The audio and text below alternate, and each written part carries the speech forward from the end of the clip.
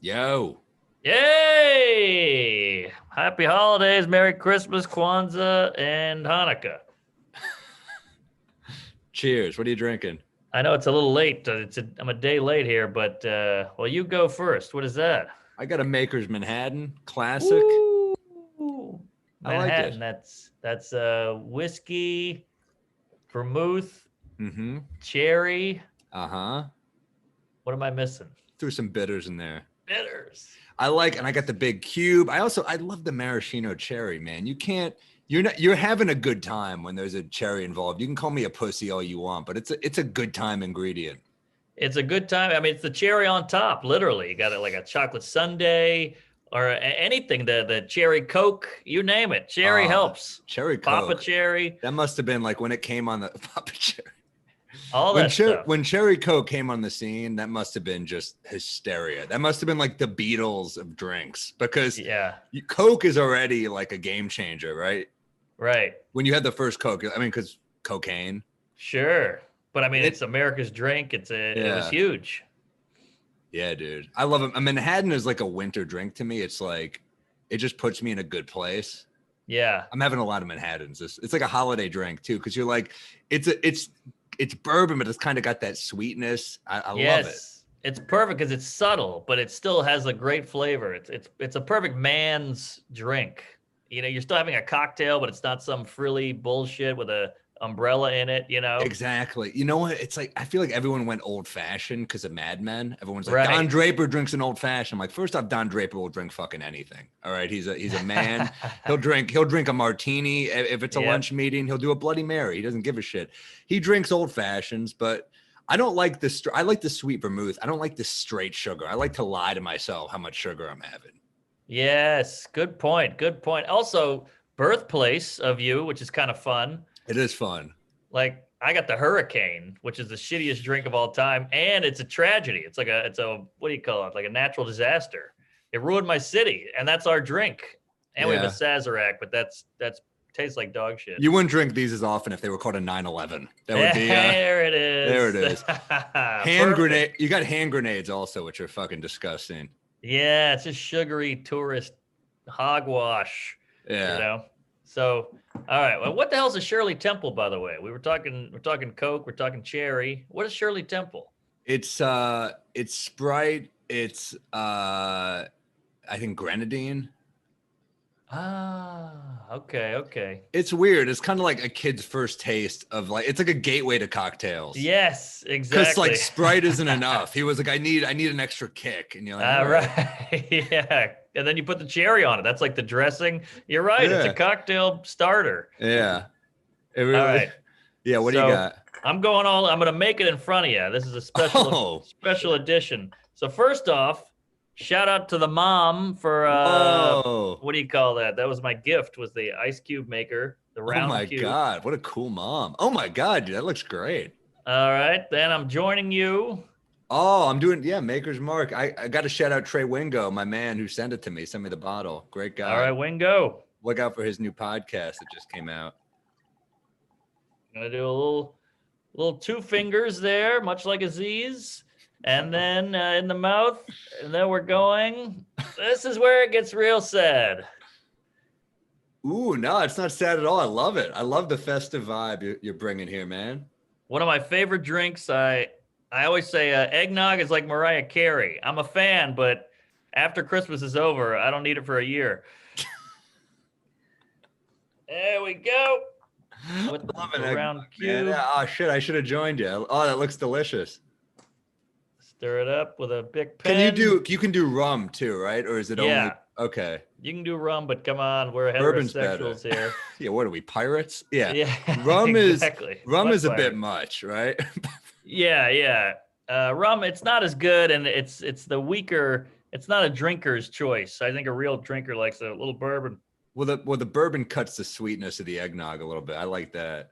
Ooh, that's good stuff. That is delightful. Oh, I might have to go ahead and get some after this. That looks good, man. I mean, if you need, I can shoot some over. I had a gallon over the Christmas holiday, and now I got this. I just got this for the show, and it's too much. I wonder if they're doing I bet they're doing like oat milk eggnog now. I bet like they have a healthy. No doubt about it. Soy, silk, eggnog. What the hell's a nog, by the way? I don't know. It sounds dirty. A nog. Nog. Yeah. He got nogged in the alley. What's do you have like a holiday movie of choice? Are there any ones you watch every year, or do you mix it up, or what do you do? Well, I mean, this is a Wonderful Life. It's a Wonderful Life is always a classic. It's so heavy though. It's so long, black and white. Never drawn saw out. it. What? I know. It was like never on the list as a kid. I know it's a classic. I know I should have seen it. I mean, it's worth it just to sit down and watch it because it's 2 hours and 15 minutes, but it's heavy. Like it covers philosophical thoughts and, growing up and life and all that shit. So it's worth it. Yeah. But it's I've seen it 600 times. I know Liz has always seen it, and every time in the movie theater every December, and I'm just like, oh, every year, a yearly trip to the movie theater feels like a lot, but I get it. It's like crazy. A comfort in the right. But yeah, I don't know. I don't really have one. Love Actually is a classic. It's technically a Christmas. Then there's a Die Hard debate, which is so silly. No guy has ever been like, let's watch Love Actually. I'm telling you, it holds up. Really? I mean, if you got a romantic bone in you, it's something. I do, and I don't like it. It's interesting. I saw a girl once, and she was like, we watched Play It Again, Sam, the Woody Allen movie, and she was like, this is awful. And then I was like, all right, you put on a movie, and she made me watch Love Actually, and I was like, oh, you hated Play It Again, Sam? So I was like immediately like, fuck this movie. That movie's got a few of my favorite lines in it. Play It Again, Sam. Well, his wife is divorcing him, and she goes, you're just not as romantic as you were when we first met. And he goes, you want me to keep up the same level of charm as I did during courtship? You want me to have a heart attack? Oh, wow. That's great. Great line. That says so much. That's like half my act right there. So good. And then he has another line where he's trying to pick up a woman in a museum, and she's just the most nihilistic, dark woman ever. And he's so turned on by her. And he says, what does this painting mean to you? And she goes, that everything is filled with nothingness and life is bleak and terrible. And every moment we're suffering. And he goes, what are you doing Saturday night? And she goes, committing suicide. And he goes, what are you doing Friday night? That's great. Classic jokes in that movie. It's a great movie. Man, I love that. I love when a joke is so good. That's a 54-year-old joke or whatever, and it still kills. So good. Love Actually is, maybe I'll give it a shot. I came in so, I like Bad Santa a lot. I was going to say Bad Santa. Love Actually is fine, but if we're talking comedy, I think Christmas Vacation is the number one of all time. Oh, yeah. I haven't seen that one forever, but as a kid, I loved Randy Quaid. Oh, dude, so good. The uncle with the toupee, the squirrel, Elaine is in it from Seinfeld. I mean, it's a joke a minute, and they're sentimental moments, but they all end with a punch. They don't leave any scene too sappy. Yeah, I like Bad Santa because it goes right to the verge of not at all redeemable, and then somehow it's redeemable. It's just kind of perfect. I heard that Larry David and Jack Nicholson were up for that part too, and I think they both turned it down. I think Billy Bob nailed. I mean, Larry David would be too smarmy. Billy Bob has that sadness to him. He's got that. He looks decrepit and creepy and down and out. Yeah, he makes it more dramatic. Larry David, it would have been hilarious, but it would have been like I don't know if it would have had the same dramatic weight. Yes, he'd be more tongue in cheek, and then Nicholson is too much. Where you're like, all right, buddy, you actually, I think you're gonna fuck this kid and kill it and bury it. That fat kid, I don't know what he's doing now. Oh, he's just perfect though. Perfect. He's so good in it, man. Child actors, man, that is the worst fate of any human being. I mean, like, you see those kids. Though. He could be very happy. Well, he wasn't huge. Like, I'm talking like Ricky Schroeder and the kid from Webster. Like, those kids in Africa with the machine guns when they're like 7. Those kids turn out better than child actors. Every one of them's tapped. They're all wrecked. They're ruined. They're rehab and this. They look at Corey Haim. They're like, you poor bastard. Yeah. yeah, exactly. He got out easy. He died. Feldman's a mess. All of them are ruined. It's a tough gig, man. Yeah, it's tough because like you think like guys who peak young, who are like star football players at their high school. That's got nothing on being a star a movie Nothing. star as a child. Occasionally you see one, like I think Chunk from the Goonies is an entertainment lawyer, and you're like, all right, you lucked out there. That's because you're kind of in that world, but you're like, yes. And you're still respected and making money. See, Jewish guy, Jewish. The family kept him in line. I'm sure of it. He became a lawyer still. He stayed in show business, but like Macaulay Culkin's weird now. What's that guy's name? Macaulay Culkin was too big though. That's like huge. It's like, can you imagine the shit that kid's seen? I mean, he defended Michael Jackson, but he must know something. That's like, that's like being on Epstein's jet and not seeing anything like for sure, but you're like, something's off. Right. Yeah. He looks different. Like his face is twisted. That's the face of I'm holding in a pedophile secret for decades. What about Michael J. Fox? He was a child actor. He got off easy, but he's still he's literally trembling from it. Fuck, he was the best, dude. I love Michael J. Fox. So Spin City, so fucking underrated. Such great Charlie comedy. Sheen. That's like the rare show where someone comes in and does a great. I thought Charlie Sheen is hilarious on that show. Oh, I stopped watching after Michael J. He's great. Charlie Sheen is kind of like, I think he gets no love as a comic actor, but he plays it so straight. Like he's like a totally dry straight man. I know like it's not popular to say, but I think he's like, what? People love Charlie Sheen. They do, but they also like, I think like purist, like comedy people are like, fuck that guy. He's, you know what I mean? Oh no, I think he's great. I mean, I love him and Ferris Bueller. He had like a 7-minute part in Ferris, and he stole the whole movie. That thing was incredible. Yeah, you're right. Hot Shots. He's so funny. Hot Shots. Man. Oh man, one of the great spoofs that no one brings up. I know he's one of the highest paid TV actors ever. I know like obviously the consensus in the world is that people like him, but I'm just saying like, I think like comedy people are like, oh, that should have been like a comic actor, but like, no, that guy, he's so dry and straight. You need a guy like that. That's like the Leslie Nielsen thing. Right. And like Leslie Nielsen, I think he studied under like Laurence Olivier or some shit. Like he's like, he was like trying to be Anthony Hopkins. And then he like got a Police Squad and they're like, this is fucking good.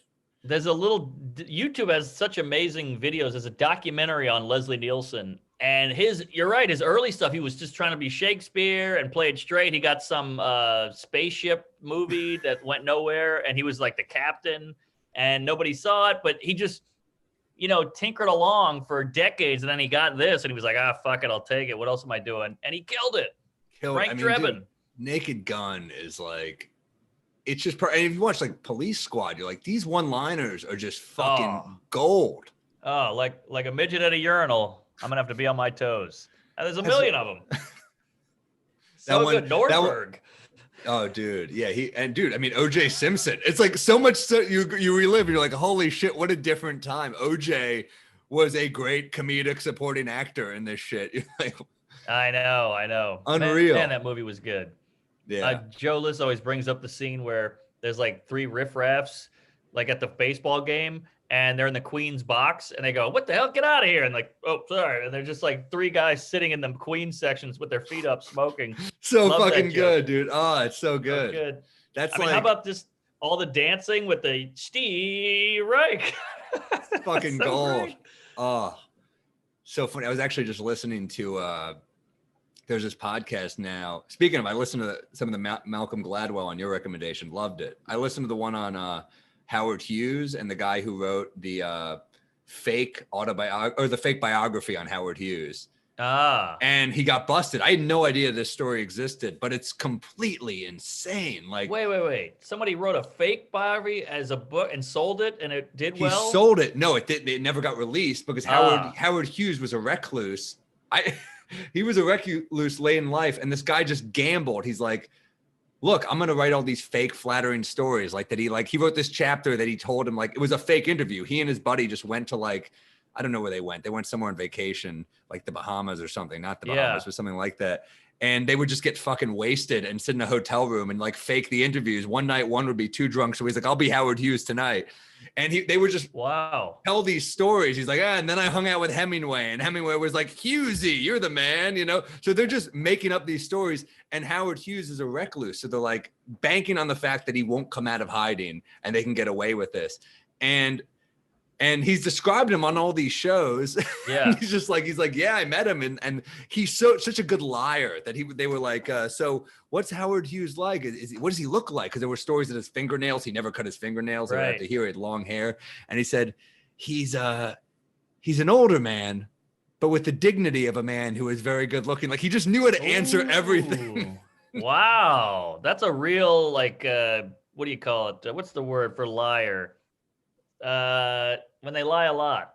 Pathological. Yeah. That's impressive that he went that deep with it. Oh, they went so deep. And some of the stories, I mean, I was blown away. It was the first one I listened to, and I couldn't believe it. It was so fascinating that someone can get this far with it.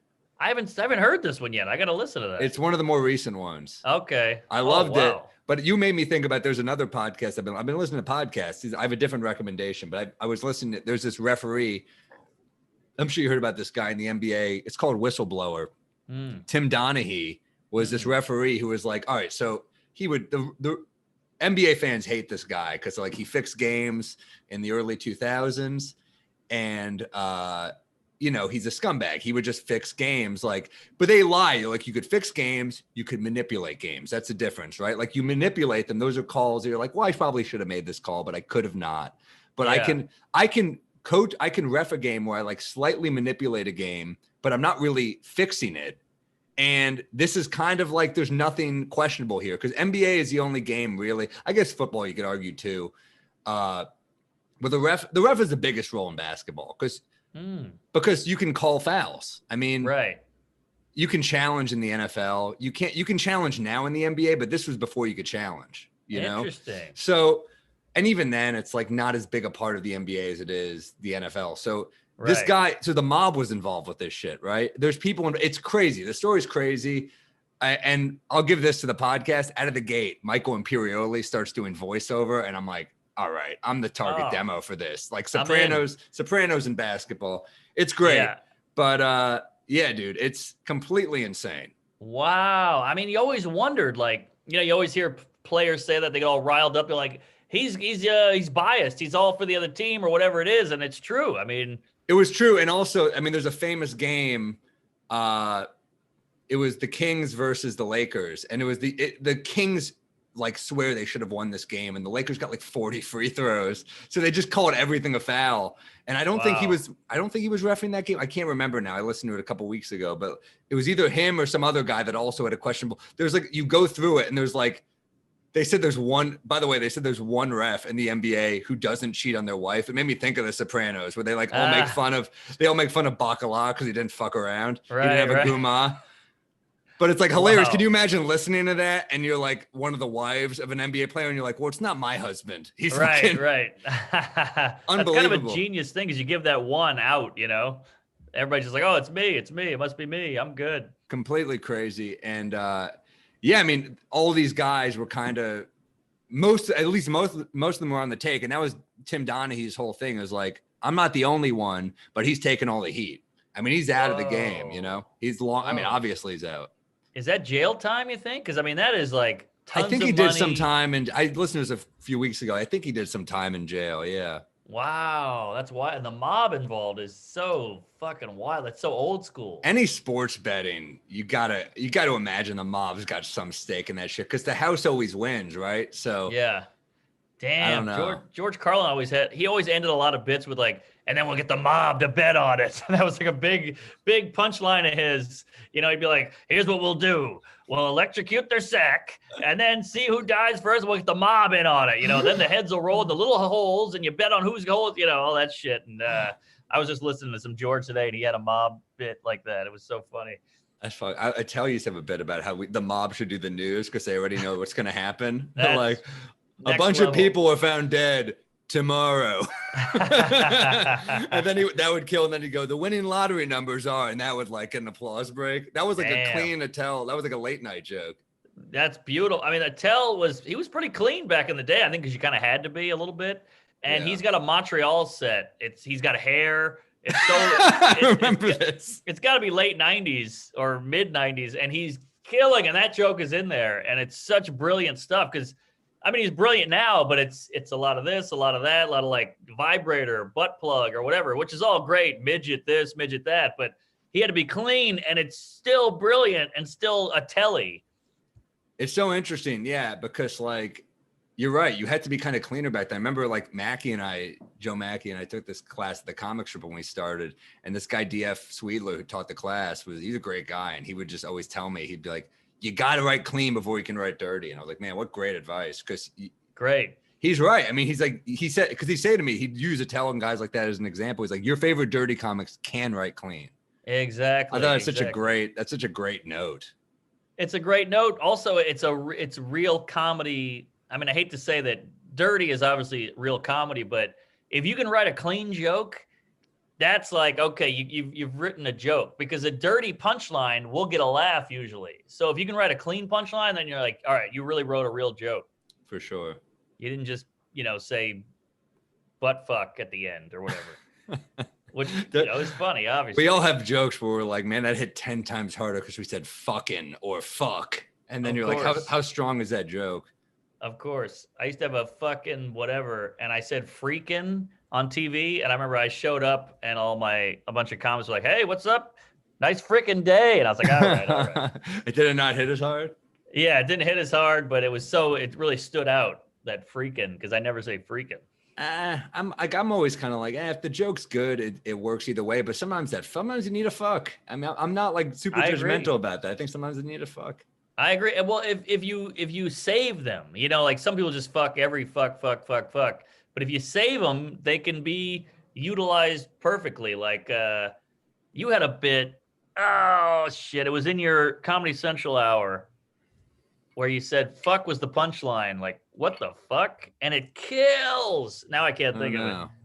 Damn. I don't know. It was the only fuck in there, so that's why it worked. It's Cosby has that bit where you earn it for sure. You earn it. Cosby's got that bit where he goes, yeah.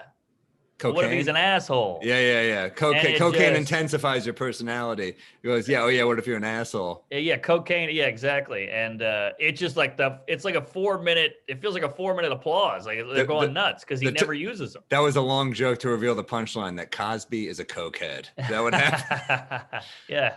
Cosby likes drugs. Who knew? Yeah, it's so funny that Cosby's like the one who's like self-righteous and like, the one who's like I mean, that's hilarious that Hannibal just destroyed Bill Cosby. I know. And it also proves like a lot of women were like, nobody believes women. Nobody listens to women. You're like, all right, shut up, sister, whatever, keep cooking. And then a man says it and it pops. I remember Mike DiStefano, rest in peace, Mike D, who was so funny. I remember I worked the door at Broadway. And he went on stage one night and said something about Cosby. He goes, oh, yeah, you all fucking like him. But, he's a piece of shit. And he goes, and I was like, what? I didn't know. I Googled it that night, and I remember being like, I had no idea. It took a guy. That's how, when you're that powerful, that shit is buried. Yes.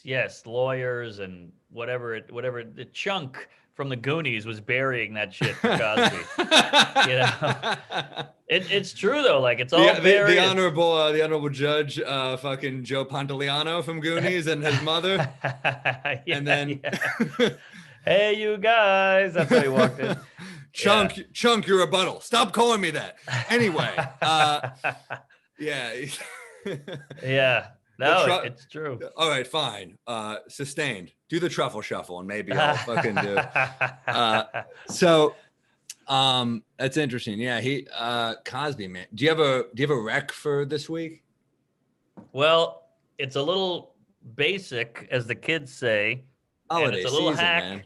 But I don't know if you've seen it yet, but everybody's talking about it and the hype is real. I know what you're gonna say already. You already know? Can I guess? Yeah. Is it Soul? Oh, right. I cried. I had a tear in my eye. There was so many layers, so many levels.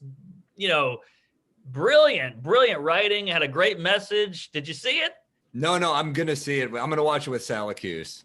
I mean, It is heavy duty. Like the fact this is a kids movie is a gift to children. This is like, I mean, I'm building it up, but it's no, I've not heard anything. I mean, what I love about this is I see like literally people on my timeline on social media who could not be more different. Yes. And they're all saying how great it is. So I'm excited to see it. I had the same thing. I had some like super woke activisty guy say how great it was. I was like, oh, here we go. And then Luis Gomez said it was great. I was like, oh shit, I gotta watch it. You got both. Luis is a tough guy, so you get the tough guy badge too. Yeah, because it's like it's a black centric jazz cartoon. So it almost feels like, oh, is this some kind of like, black BLM thing, like black voices? And then you're like, no, this is just a great movie. Right. So it transcends. Oh yeah. But I feel like a lot of those Pixar movies kind of transcend, Yeah. and they reach kids and adults. They're so well done. Pixar is on another level. I mean, they're so good, and it's hard to get good movies made now. I feel like independent, interesting, profound, thought-provoking movies now, like Pulp Fiction. I don't know if it could be made today, or My Big Fat Greek Wedding, or whatever the fuck. But Tarantino pitching Pulp Fiction now. He's in the room. So then a guy standing there, he's getting sodomized. They're like, please leave our office. Yeah, but he's black. Okay, wait, you haven't gotten to the scene where a black guy gets shot in my garage and I dropped the N-word 14 times. Just listen. Let me finish. Yeah, but John Travolta shoots a guy in the face. But yeah, it's. But Tarantino's a fucking genius. I mean, he's a genius. Meanwhile, so yeah, it all works out. But yeah. But then again, like you need that track record, and even now, I heard that Tim Burton pitched something everywhere and struck out. He got shut out completely. I mean, so it doesn't matter your track record sometimes. No, what's the guy? Coppola, Francis Ford Coppola. He pitched something, and they're like, we'll buy a movie from you if it's a mob movie. And he was like, Jesus Christ. God, it's so fucking, and it's like, I love Scorsese. I didn't need The Irishman. I'm more excited. Like, honestly, nowadays, Irishman, I'm glad I saw it. It was fun. I'm just saying I didn't need it.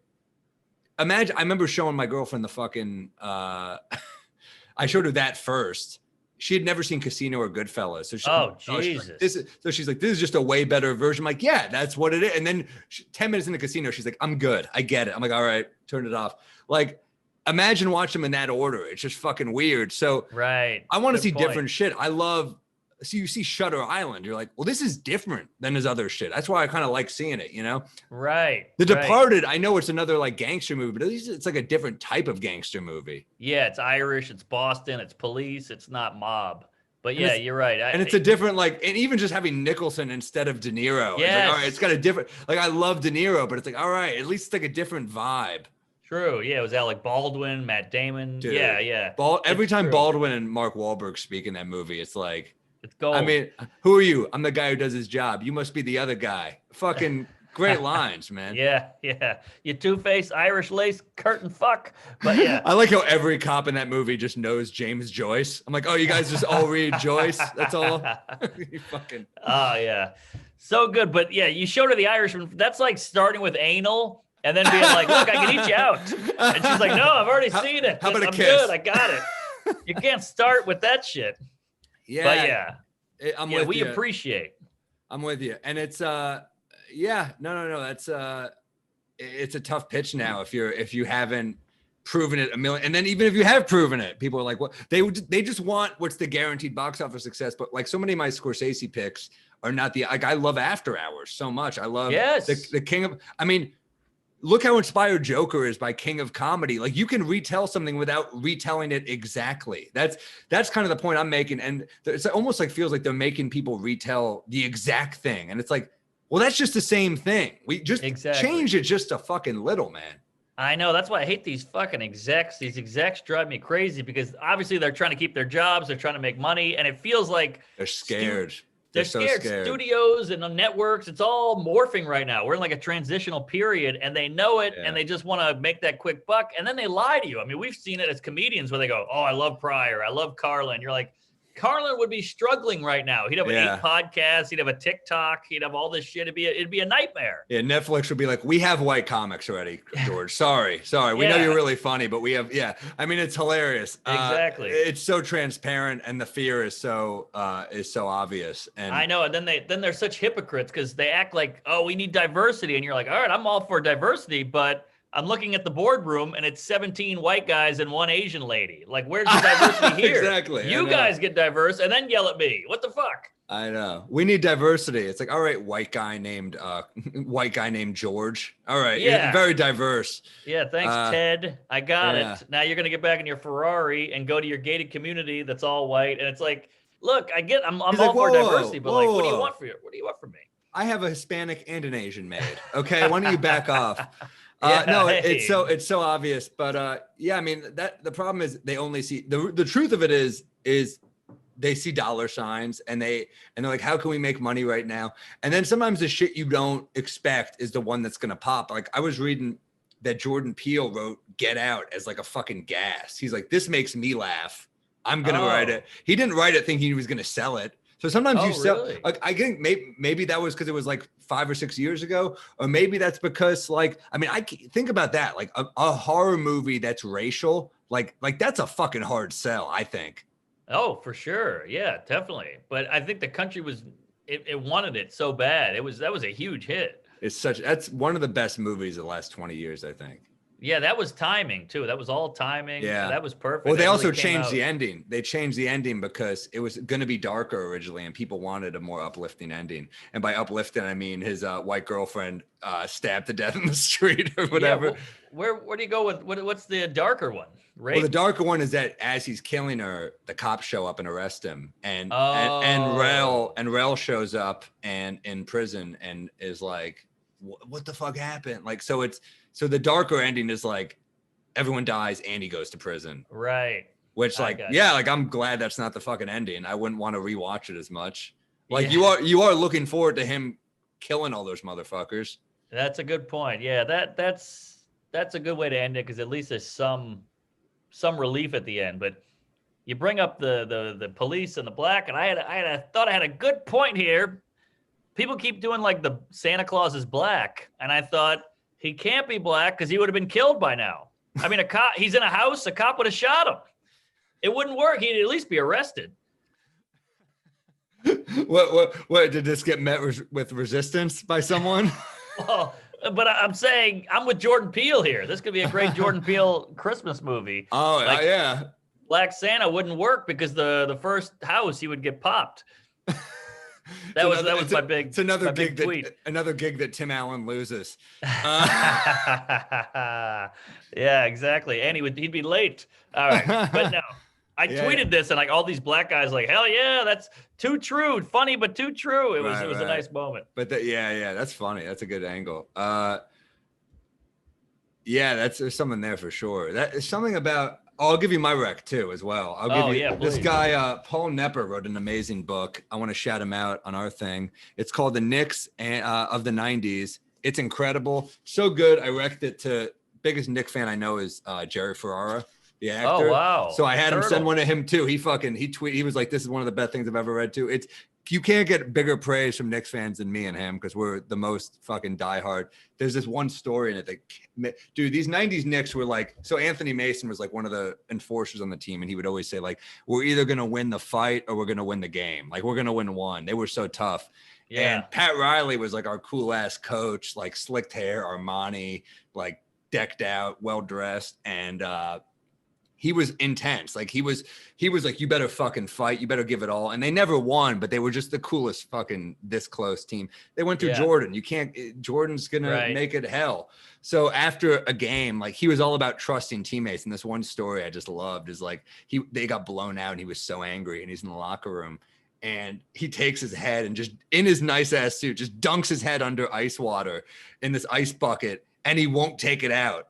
And they're like, is he killing himself? What the fuck is he doing? Finally, someone just grabs him and pulls him out, eyes bulging, snot like everywhere. And he goes, that's what the fuck trust is. I was going to wait till one of you helped me. And I was just like, holy shit.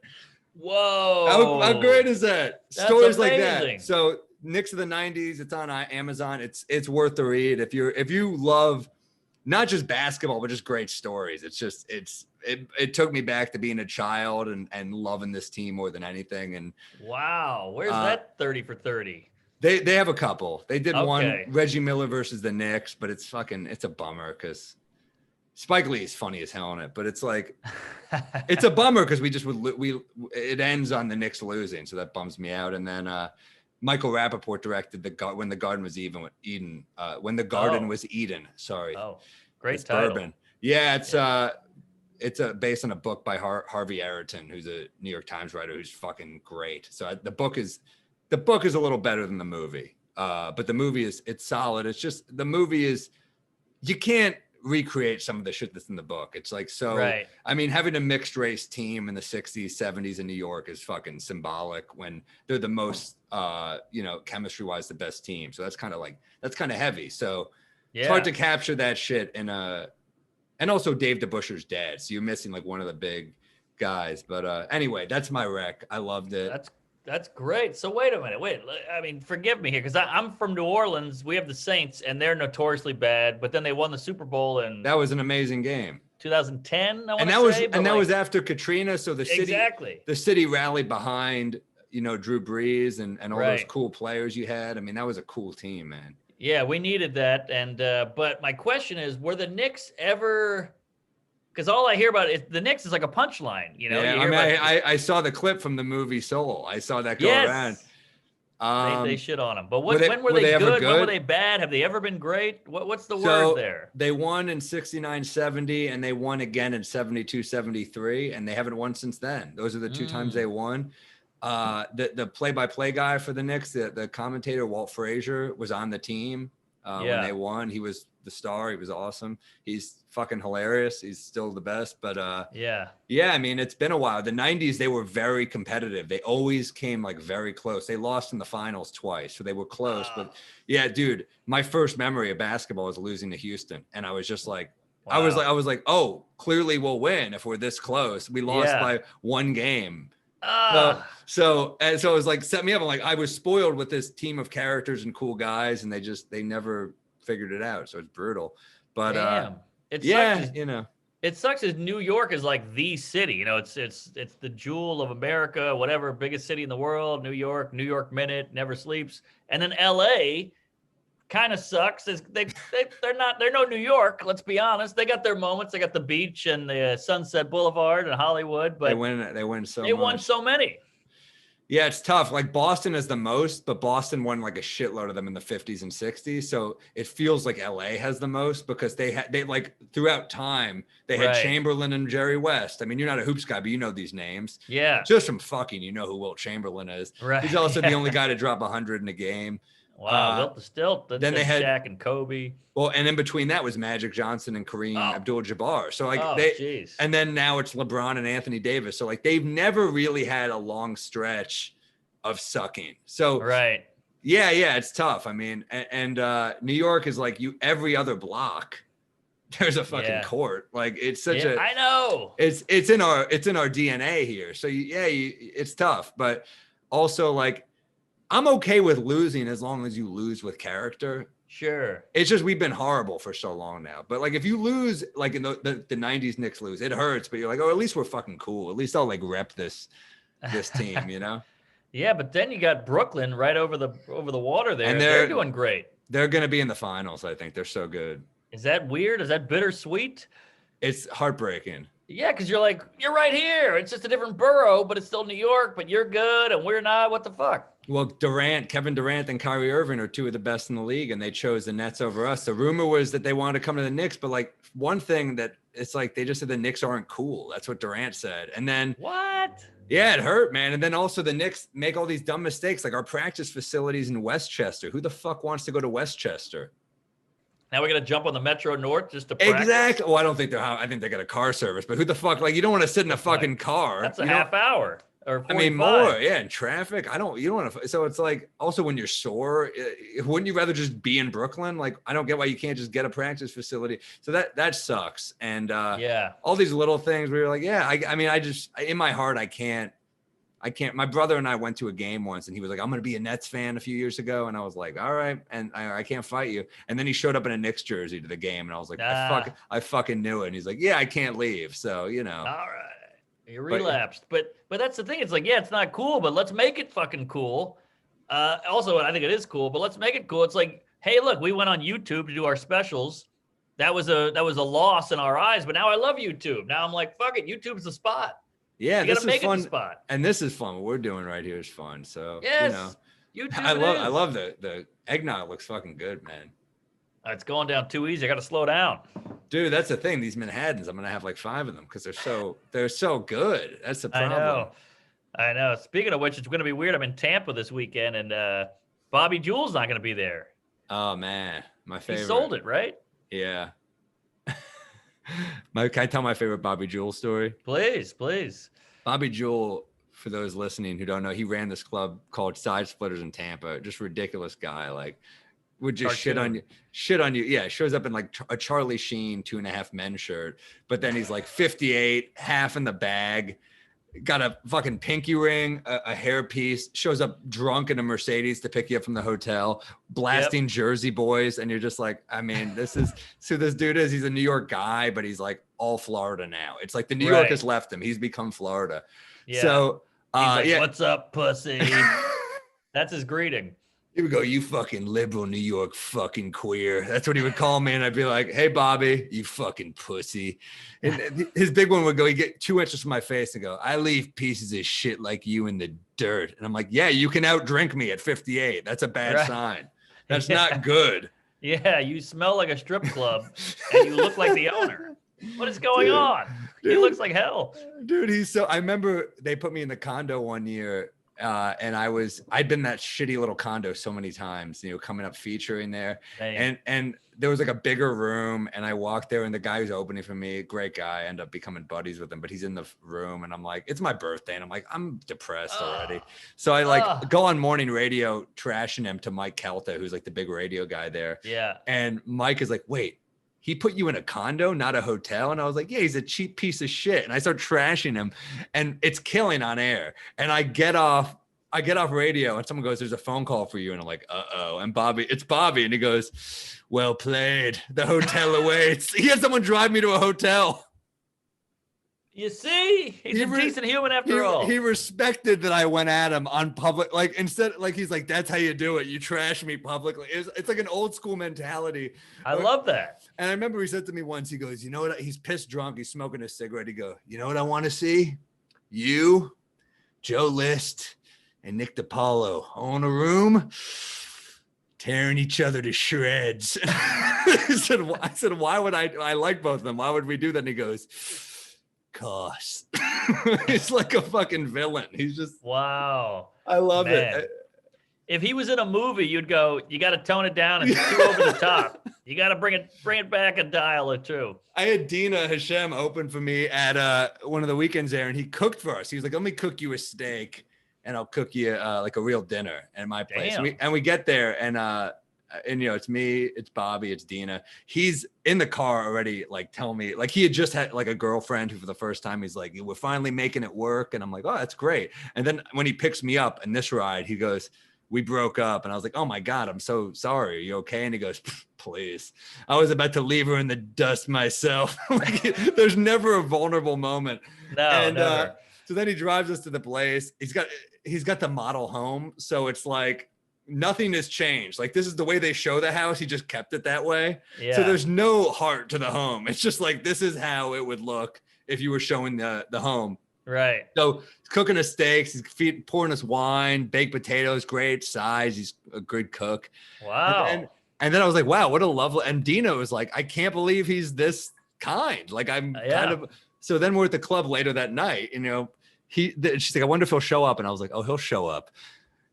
Even the bartender says, don't say his name 3 times. He'll be here. Don't worry. Yeah. He shows up like a fucking sitcom character. He just walks in and like poses like he's waiting for applause. He's like, right. And as he walks in, he goes, you fucking piece of shit. I was like, what did I do? And he goes, I fucking cooked you a steak. And I was like, yeah. You invited me. You invited. What do you want me to say? And he's like, you fucking piece of shit. Just 2 inches from my face, breathing that fucking whiskey all over me. Like, yeah. One more quick one. So the weekend I'm there with Raul Sanchez, who's hilarious, who's a buddy of mine. He's opening. He's so funny. He's doing bits about, being doing combat in Iraq. I mean, he's like a fucking. Wow. He's like seen shit. He's got PTSD. Yeah. He's open about it. And he's a Mexican guy. And Bobby keeps calling him Indian. He's fucking hammered. And he goes, He's hammered. He's drinking. He goes, "Hey, Raul." His name's Raul, by the way. Hey, he's Raul. Killer, by the way. I forgot about that guy's great. He's a beast. Yeah, and his shit is like I've never heard someone doing like hard punch military material like that. It's fucking impressive. Yeah. And Bobby goes, "Hey, Raul." He goes, "Hey, Raul, what tribe are you in?" And Raul goes, "Airborne Infantry. How about you?" And Bobby goes, "Well played." Oh man, yeah, he's a character. I mean, one time he pulled up and I had like a hot set. That's a club you can really kill in, I feel like. It's a hot club. Great club. And I walked out in the bar. I was like, "Give me a tequila, whatever." And Bobby walks in. He goes, "Hey, is it sold out?" I go, "We were like a couple tables short." And he goes, "You make me sick." Got a drink, got it, went back into his shitty Benz with like a 2-bit skank and drove off into the sunset. Brutal. You make me sick. He would do that. I remember I was like, "Hey, let's do a promo video for the weekend." So I'm recording him and he goes, "Sam Morril, best comic in our price range." Wow, that's pretty great. He's pretty funny. That's funny. Oh man. He would just be wrecked constantly at the bar. And it was like there was almost a moment where he was kind. And then there was that one drink where he would just turn and you're like, "Oh boy, it's gonna be a long night now." And then people would be looking at him across the bar. I remember he was acting like a drunken fool and he's like pushing 60. So people are laughing to see an old guy drunk like that. And some guy across the bar, it's his bar, is laughing at him and he goes, "The fuck you looking at, you piece of shit?" Not to mention, the more he gets shit-faced, drunk, and his wig, he's got a shitty toupee, and it's like over here by 11:30, and he's like, "Give me another one, you fucking cunt." Oh man, so classic. You piece of shit. It is hilarious that he sells the bar right before COVID hits. Like, of course he would dodge another fucking bullet. I know. He's bulletproof, that guy. But I don't think he's happy if it helps. I mean, he was I gotta give him, he's a funny dude. Like he always was. He was. Look how many fucking stories. I mean, that was the thing I was telling Dina. I was like, this is the last version of this. Yes. You got to enjoy this weekend. I mean, he's just so inappropriate.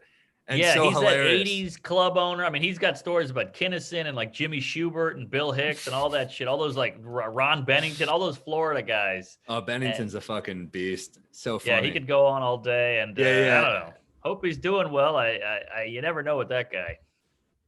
Yeah, there was just so many incidents where he was just so fucking inappropriate and so damn funny though. I mean, yeah. Shout out to and BT and Leslie, good people, doing a great job at that great club. Yeah, great staff, great club. That bartender was from Brooklyn. I forgot his name. The Vinny? Italian guy. What is it? Vinny, yes. Vinny was cool. He used to stay in New York. Yeah, he's got stories for days. Yeah, I mean, he's a great dude. Yeah. Wait, shit. Did we cover everything? You got a pet peeve? I got a lot of pet peeves right now, man. Give me a hot one. What's one that's really grinding your gears? What's grinding my gears? Okay, so this is pissing me off.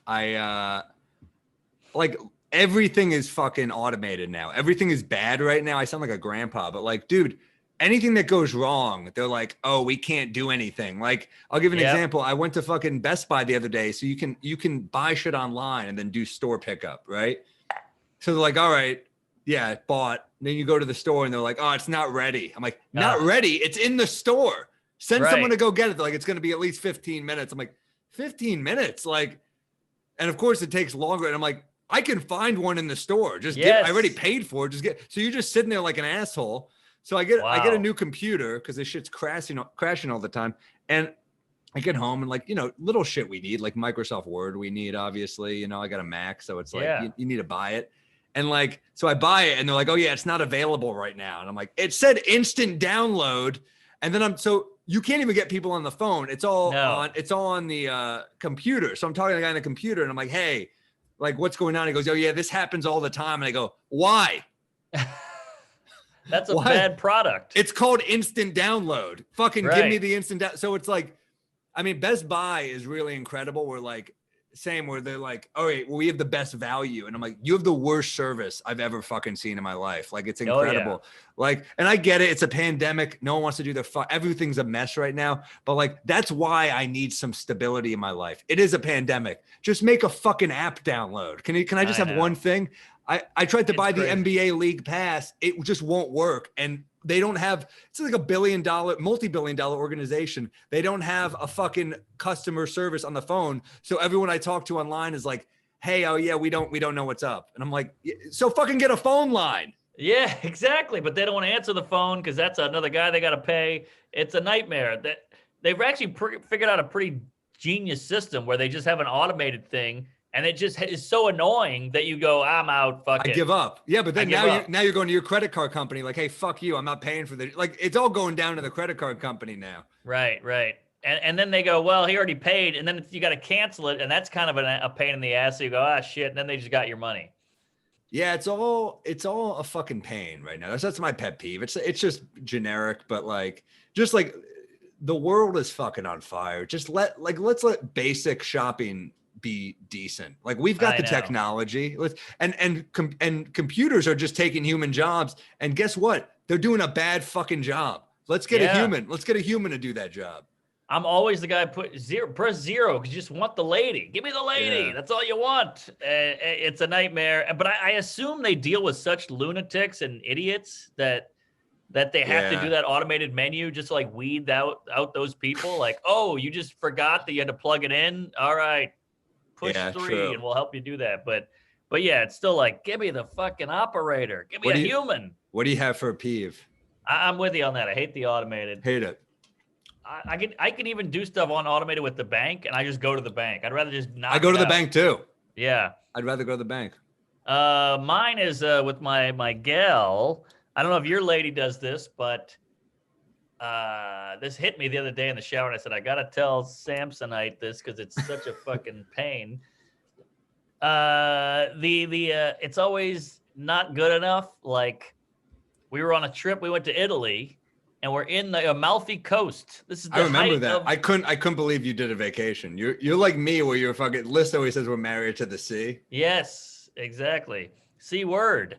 And it was the Amalfi Coast where I'm in a fucking Hawaiian shirt. I got flip flops on, and we got a drink in our hand, and we got sunglasses on. We're laying on a beach chair on the Atlantic or whatever ocean that is. And I got a Peroni in my hand, and she goes, "Where should we go next?" What are you kidding me? We're here now. You got to live in the moment, you psycho. What are you doing? This is it. What do you mean next? This is it. You know what it is? Because women are planners, man. I hate to generalize, but they're planners. And it's like women respect a plan more than anything. It could be the most generic shit. But if you're just like, hey, we're ordering Chinese food tonight. I got us. This is what we're eating. If you want to add anything, let me know. But like if you show that you put any thought into anything. Yep. Sometimes I get upset with that too. And then I realize all you have to be like, you don't have to fucking say, hey, I'm not married to this, but maybe we go here next. Right. You just feel so unappreciated. You're like, but what about this? I want you to be blowing me because of this trip right now. Look at this sunset. Look at these mountains. Look at these, everything is great. How about we go to Gratitude USA? You've never been. Yeah. Population 1. Give me something. Yeah, but I'm with you. On that's a huge pet peeve, and it turned out great. But you're right about the planning. The planning can get you laid. Like on a first date, if you go, I got his reservations, but first we're gonna get drinks. Then I know a great ice cream spot. They're just like panty dropper, dildo, the whole thing. There should be a tech support for that. Aha. This complaint, it's got to make it through like 3 robots before it fucking gets to me. Hey, that's a bit. Write it down. But here's the clinker. Here's the thing is, oh shit, I lost my train here. Damn it. Clinker. Damn it. Oh, here's the thing is I hate planning. Yeah. I like, the guy who's like, we're at a barbecue and he's like, I'll take the grill. I'm like, great. You grill. I don't want to grill, and I don't want to plan either. Well, it sounds like you just don't want to do work either. Like the grilling is work. That's like an alpha thing. Yeah, but some guys are obsessed with the grilling. Like it's like, all right, you're just fucking flipping a piece of meat. Let's not act like you're fucking, you're not Mario Batali here. Yeah, for fuck's exactly. sake. Wolfgang Puck over here. Yeah, you're turning it over at a certain time. No, I'm with you, but I think the grill guy is like, I don't want to talk to anybody, so I'll do the grill. Yes, it's also the alpha. That's the Tony Soprano role. The grill guy. Exactly. It's a status thing. I grilled the meats. cigar in mouth, cocktail in hand, spatula, the whole thing. But I don't want to be that guy. I'd rather hang out. I'd rather hang out too. I also think like I'm with you with I think planning is, I'm not a planner. I have bad ADD. I leave things a lot. I feel suffocated by plans. Same. Someone's like, let's hang out Wednesday. I'm just like, fuck, can we just like, I'm drowning, right? Even if it's someone I want to see, I feel drowning. Yeah, I totally get that. I mean, Michael Palisak has that great joke. He's like, I'm really stressed out. I have a 6 a.m. flight in 4 months. You know, and it's like, it's so true. Good. It's so perfect. But I love Mulaney's joke about when people say, he goes, I'm really lonely, and his friends go, well, we should hang out, and he's like, that's not what I meant. That's relatable. Such a relatable. So relatable. So good. He's great. But yeah, it's so true that like I hate planning and women are turned on by it, but I'm like, well, can I just be turned on by stuff that you don't want to do? That I like, oh, I'm turned on by paying my car payment. Like, oh, so you got to do that now. I hate that. I thought we were going to go back to anal. I'm turned on by anal. Is that fucking? Right. The truth is, we are turned on by shit they don't want to do. Yeah. Good point. I guess it could be worse. The truth is, we're all annoying. That's what it comes down to. We're just annoying. We're annoying in different ways, and that's something where you just have to fucking play ball. That's something where you just say, yeah, all right, let's fucking plan. I mean, reservations were made for women. Ah, good point. But don't you worry about her? Like I don't want to say I'm too considerate, but I'm like worried. Like, okay, I'll make a reservation here, but in my mind, I'm like, does she even like Greek? Now, what if I make a reservation and we get to this and she's like, I hate Greek. I got to be honest with you. I appreciate the reservation, but I hate this shit. I'm like, fuck. I'll tell you this right now. I have an issue with people that write off any cuisine. I'm in on any cuisine. You take me anywhere. You take me Greek, Chinese, Thai, Japanese, Italian, Greek. I will find shit on the menu. I'm so annoyed with people who write off an entire genre. I don't care for that either. I find it to be Is genre the right word? Probably not. Cuisine, genre, type of cuisine, ethnicity. I don't know, but yeah, I'm annoyed. Like you're writing off a whole group of people. Right. I agree with you, but you can't find something on a Greek menu. It's great food. It's great food. It's closed-minded is what it is. It's almost bigoted in a weird way. Like you're being dumb by not allowing these new flavors into your face. I also I want to try new shit, even if I don't like it. And also I get it. There are nights to play the hits, but there are nights to adventure, man. Like go on an adventure, have some grilled octopus, have some fucking kebabs, man. Live a little. Have some grape leaves, some what do you call it? The fish egg kind of spread they have, the Greeks. Caviar? No, it's not caviar. It's like that spread. I forgot the name. It's fancy. Someone will write in the comments, I'm sure. Yeah. I mean, shit, Greek food rules, man. I love all that stuff. I love trying new food, but I have a friend who's a super picky eater and he always gets mad at me because I'm like, try this. It's so good. He's like, why do you care what I'm going through? And I'm like, well, if I get a water at the bar, you call me a homo. So like, what's the difference? I'm saying you might enjoy this. As a friend, I want you to enjoy something new, but he won't try it. There's nothing wrong with knowing what you like, but I do get annoyed when people write off an entire group of, like, you can't find any, and I get it, like, oh, Chinese is a little heavy. I'm like, well, they have vegetables. You can get a fucking veggie dish with the sauce and the, you know what I mean? Like, I don't want them, but if you want that shit, I understand, like, all right, if you're a fucking vegan, we won't go to a steakhouse, but if you're a vegan, you should be able to find something. It's tough when people have weird dietary restrictions and that just makes your life hell. Exactly. Yeah. You picked this path down to shitville. Why do I have to go down it? Like, you should adapt to me. Yeah, I'm with you. I think, you know, I don't know if people in like the fucking Midwest do, like, I don't know if vegans in like the Midwest do it. No, my brother's a vegan in New Orleans, which it can't be easy, but you got Whole Foods, you make it work. You make it. New Orleans is a big city, but like, I mean, shit, the amount of temptation. I'd want a gumbo. I'd want to. I know, but he grew up with it. It's fine. I think he gets it. But also, he'll make some vegan gumbo, and it'll be interesting and new. But I think a vegan restaurant in the Midwest is almost like a gay bar in the 40s. You know, like they all go to that one, and people make fun of it. It gets shit thrown through the window, but like that's all they want. Yeah, no, you're right. I mean, and also I get it. Like the health benefits. They're pro athletes who are vegan. They seem to be all right. Like, look, it's tough for me to. Yeah, I can't do it. I've been to good vegan restaurants. I'm not like opposed to the idea of it. It's just very hard to do. It's too hard. I can't give up eggs. Eggs is maybe the biggest one for me. Well, here's where my brother's a cunt is, I love the guy, but he does he does Thanksgiving at his house, which I'm like, let's just have it at mom's house. He's like, no, I want to do it. I want to cook. I want to have it, but it's vegan. So now Thanksgiving's ruined because he's a fucking asshole. Does he do? Does he do like a fake turkey or something?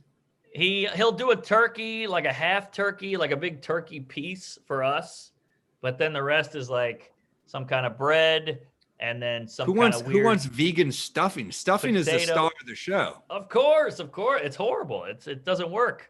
If this is Goodfellas, stuffing is Joe Pesci. That's the fucking breakout dish. You want a little sausage in that fucking stuff. I can get down with veggie sausage. I like the Beyond Burger veggie sausage and stuff, but I like the taste. It's not like I'm doing it for like a fucking thing. Yeah. You do feel a little better after you eat it too. You do, but it's like, hey, this is our one day to splurge like animals and give me the gravy. I love the gravy. I want to put gravy on everything, but gravy needs a lot of animal fat and beef stock or whatever the fuck, and it's all ruined. It's there's no excuse. Vegan gravy. It's indefensible. Looks like olive oil. Completely indefensible, and yeah, I mean he should feel terrible about himself. Yes. What else? Do you have anything else you want to talk about? News story. Oh shit, I had something. Hold on. What do you got you got any news? Yeah, there was a story about a Girl Scouts rebuking Boy Scouts in an escalating recruitment war. But I want to do a thing about how like my angle on this is like how Girl Scouts just have a better name. You know what I mean? Like you think of Girl Scouts and you're like, oh, that still sounds good to me. Whereas Boy Scouts, I just think of pedophilia. Girl Scouts, I think of cookies. Boy Scouts, I think of like child molestation because there are no Boy Scout cookies. You know what I mean? Yeah, good point. Boy Scout cookies to me are like, and maybe there were or something, but like Girl Scouts are like, here, if Boy Scout, like, because Boy Scouts, I think like they raise money for the camping trips and I wouldn't want to support that. I wouldn't be like, all right, so if I buy these Samoas, an old man will take you to the woods. That's right. That's where it's going. Right. That's hilarious. That's one thought I had. That was one headline I saw. And another headline I saw was, this might not be anything either, but long COVID symptoms might include disgusting smells of fish. That's a new one. Oh. That's a fucking horrible time to live in China. You're at the wet market already. Well, I just think like a doctor's like, you got to go somewhere that isn't a fish market. And he's like, this hospital? He's like, no, this hospital has a fish market in it. Everyone in China's got a fish market. Right. That's so true. I've been to China. The whole place smells like fish. Like literally, like the state capitol, the museums, it's all fish. That's where it started, the fucking COVID thing. Yeah. No, that's hilarious. That's got to be tough to be in China. Yeah. Or Chinatown. We've all been there. That place smells like fish on a good day. I was there recently. What's your story? By the way, is Chinatown, I haven't been there. Is it doing okay? Does it look weird? I went down there to do a show. It was fine. It seemed all right. I mean, shit, it's the same as all New York, right? It's like, yeah, it's weird. It was a few months ago. So there was indoor dining. I guess that's fucking shut. This fucking situation, man. It's Jesus. Brutal, man. I hope we're at the beginning of the end with the vaccine and the whole thing, but 2021 maybe. I don't know, but it's. I think we're all pretty sick of it. Oh yeah. What's your story? So fun story, a happy ending. A man was about to commit suicide. Speaking of Chinatown, happy ending. Yeah. Chinatown, Jake. So a man was about to commit suicide with a gun into the temple, and his dog knocked the gun out of his hand, and now he's like glad he did it. Fun story. Oh my God, that's crazy. My joke was, thank God he had a dog, not a cat, because the cat would have helped him load it. The cat would be like, hold on, that's not enough bullets there. I hate you. Any other animal, a goldfish? Yeah, go ahead. Yeah, yeah, exactly. Go ahead, hope your head falls in the fucking tank and I'll eat it. That's something for sure. So there's a whole angle you don't go down with cats or whatever. Maybe the dog just didn't want him to die because he wanted to keep getting walked, or who knows. Something that. How about any just regular bits you're working on? Oh yeah. So I had a bit about. Tell me if this is anything. It's a two-parter. So I dated this chick from the Bronx once, and she was like this tough tough Puerto Rican chick, and she always said she should have been a female UFC fighter, but she was very vain, and she was like obsessed with how she looked. And I was like, "There's no way you could be a female UFC fighter because they put your age and weight on screen." You know, like that to me, getting punched in the face for a woman is way better than having your age and weight. Those are the two things you're not supposed to ask a woman. So like imagine if they did that for men. You'd be like, "Oh, you want to be a fighter? Yeah, hell yeah, I'm the toughest guy on the block." All right, well, we got to put your dick size and bank account. You'd be like, "I'm out." I love it. That. I knew dick size was going to be one of them, but I still love it. Yeah, it's perfect. That's really funny. And then I had this other angle, like maybe a tag. Dick size and last porn site visited. Yeah, that's good. Yeah, search history. And then the tag was, I think I'd be a pretty good corner man for a female fighter because I've been in enough fights with women where if she was losing the fight, I would just yell, "Calm down." And she's like, it like regenerates her, re-energizes her. Female Rocky. Yeah, yeah, exactly. Then she would beat me up after. That's fucking great. Female, we can add a whole female Rocky thing. It's like, it's so much easier. Yeah, that's fucking great. Right. That's a great bit. That's hilarious. Is that too dark with the age and weight on screen? No, I think the turn is great because you make it about men. So I think like if the setup, you don't know. I think bringing it back to men is where you make it really good. I like it a lot. All right, hit me. My angle is like, when you're a kid and you have that kid who he's like the little pleasures of life aren't enough. He's always like taking it up a notch. So you're in the movie theater and you're eating popcorn. He's like, throw some goobers on it. He's like, try this shit. Took it to another level, salty and sweet. And you're like, oh, all right. That was kind of interesting. And then you're like, oh wow, it is good. And you're like, well, I don't know where that kid is now, but I know he's into autoerotic asphyxiation. That's like the salty and sweet of adulthood. He's like, this wasn't enough for me. I took it up a level. You know what I mean? That's so true, because that is what life is. Just like, I need more now. I need more now. Oh, I'm drinking in the shower. Showers aren't enough for me anymore. I'm having a shower cocktail these days. Right. It's always like when but sometimes you need to cut it off. Like, you always hear about in high school, like, dude, get a girl to blow you with ice in her mouth. They're like, what? I think the BJ was good. We're good. Yeah. It's the same with that. A tongue ring. And you're like, we did all right. We got that. We're good. Yeah, exactly. Like at some point you got to cut it off, and autoerotic asphyxiation is the cutoff, because that just kills you every time. Like that's how Kung Fu Guy went. David Carradine. I just rewatched Kill Bill. So good. That's funny. That's so true. It starts young. Yeah, I had an add-on too about like child. I don't know if you did this as a kid, but like how as a kid you like jerk off in groups. Oh yeah. Sure. Like, it's like so weird how horny we were, but like I had a whole thing I added on about how like we would just like be like, all right, everyone get in a corner, and you just put a pillow over your dick and jack off, and you hand a bottle of lotion around like it's whiskey in the war, And then I did a whole thing about like how there's always the one guy who comes too quickly, and then he's just kind of the dad's in the next room, so he's got to sit there, and he's like, all right guys, come on. He's always like, his kid Jesse was the first one in our group, and he'd be like, all right, I'm out, like it was cards, he's like, I'm out. And right.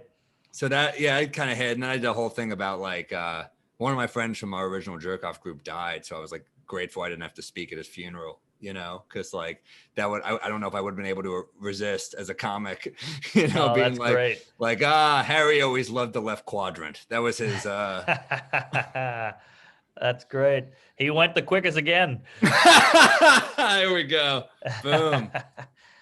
Oh Boom. Man, the jerk off in groups. It's nice to hear, because I've brought that up to a few guys who are like, "What the fuck? That's it's crazy." Real. I'm like, I thought everybody. Not everyone does it, but it is a thing. Yeah, it's a horny kid thing. I mean, you're a horny kid, and you're like, this is what we do. It's actually quite vulnerable, because you're like, I do this, you do this too. Let's do it together, even though we'll keep our distance. It's like COVID. Like, look, we want to be together, but we'll keep our distance. We'll keep 6 feet. But yeah, like a lot of people were not into that. Yeah. I dared my friend to taste it once, and that didn't go well. Oh, wow. Yeah, that's fucking, but that's, you tried to push it to another level. You took it a little further. It didn't work out, but you took the chance. Hey, man. That's how chocolate milk started. Like, fuck, milk is good. We need more. You put the spoon of sugar on the Cheerios. You're right. It's just keep amping it up. We get a cease and desist from Chocolate Milk next episode. That is not how Chocolate Milk started. It was not. It was not a guy asking his friend to taste his cum. That is. This is from Yoo-Hoo, and this is not true. Exactly. Oh man, Nestle's quick. That's what you call your friend. All right, we brought it all around. What else you guys? Should we wrap this up? Anything else going on? No. I mean, we're about to hit the new year. We should all get lunch or something. I mean, Salacuse and me are gonna grab lunch some point. That was so fun when you, me, and Sean hit up Sarge's Deli. That was like one of my best days of quarantine for sure. That was great. That was great food, great hang. So good. But yeah, I'm doing a thing. You're doing Tampa this weekend, so get tickets for that, I guess, if you're watching this. But I'm doing one of those nowhere comedy Zoom shows. I'm just working out. I've got bare bones material here, but just trying to figure some shit out before I start doing shows again. What is that? I keep seeing that. Is that just a Zoom club kind of thing? Zoom, but they do a good job, and it's just, you can get like 300 people or so in there, but then you get they only they mute everyone but like 20 people, so you just hear the laughs, you work it out. It's for me, it's like good to get my timing for new bits before I take it out to real shows, and I'm gonna start doing roofs again. I like doing the roofs. Yes, hopefully they get some fucking heaters up there, and we'll make it work. We'll see, man. But this is so fun, man. Doing this. So we gotta get on a label or something. But I know we need to make it the audio available on like Spotify and iTunes and all that. But I don't know where the fuck to begin with doing that shit. Well, someone hit us up and we'll figure it out. But keep listening, keep telling friends, and thanks for watching. Yes, comedy. Do we stop recording. How do I stop recording?